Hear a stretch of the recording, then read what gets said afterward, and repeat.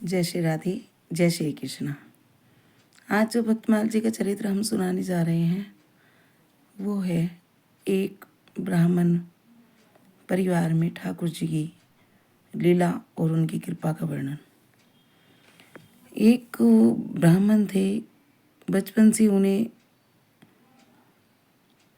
एक भागवत जी का पाठ करने का चस्का था। चस्का ही कहिए, जैसे किसी को किसी चीज़ का चस्का होता है, किसी किसी को किसी चीज़ का होता है।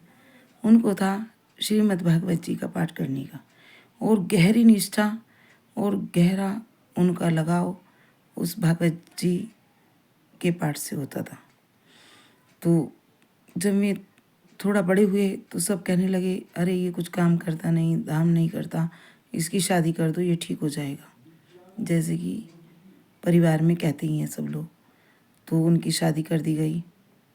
वो उनका लेकिन उसके बाद भी कोई बदलाव नहीं आया। अब जो उनकी पत्नी थी वो बड़ी पतिव्रता थी।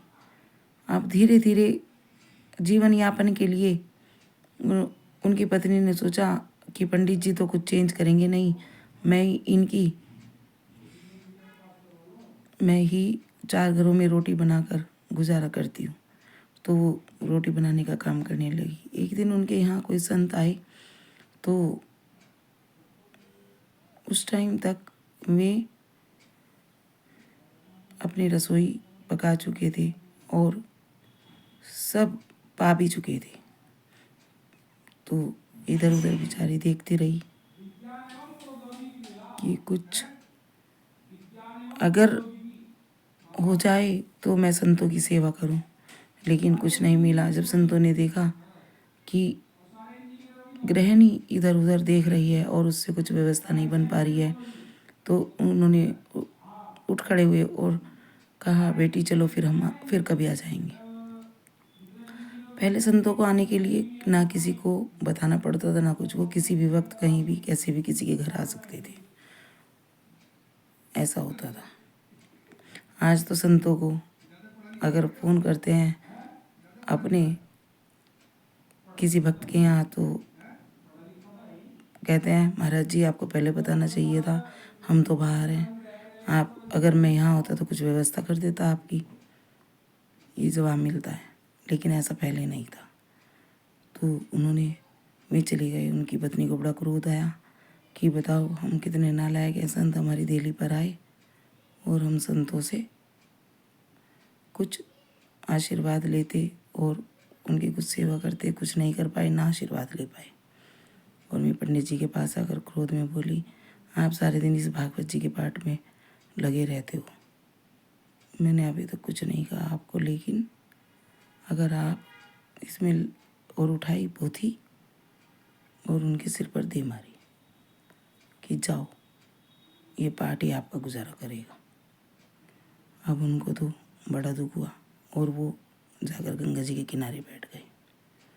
अब गंगा जी के किनारे बैठकर उन्हें रोने लगे कि प्रभु, आप मेरा अपमान हुआ कोई बात नहीं, लेकिन आज आपका अपमान हुआ है।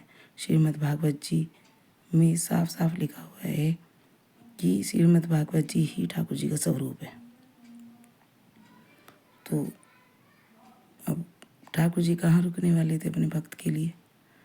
इतनी करुणा पुकार सुनकर और उन्होंने साफ लपेटा और अपने वस्त्र धारण करके सेठ बन के उनकी पत्नी के पास पहुँचे और उनसे कहा, गेट खटखटाए, गेट खोले तो कह रहे, बोलो कौन हो।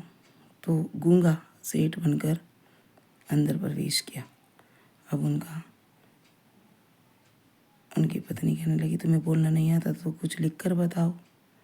तो उन्होंने कहा, लिख कर कि मैं तुम्हारा पति बचपन से मेरे यहाँ नौकरी करता है, पर उसने आज तक कोई सैलरी नहीं ली, ना कोई तनख्वाह ली है, इसलिए मैं उसकी तनख्वाह देने आया हूँ। और कहकर टोकरी नीचे रखी, उसमें सोना चांदी हीरा मोती भरे हुए थे। उनकी पत्नी बड़ी खुश हुई, कह रहे, अच्छा, तो मुझे पता चला था कि अब उसे अपने बच्चों के लिए, जीविका के लिए पैसों की ज़रूरत है। वो तो अब भी नहीं मांग रहा था, मैं ज़बरदस्ती लेकर आया हूँ।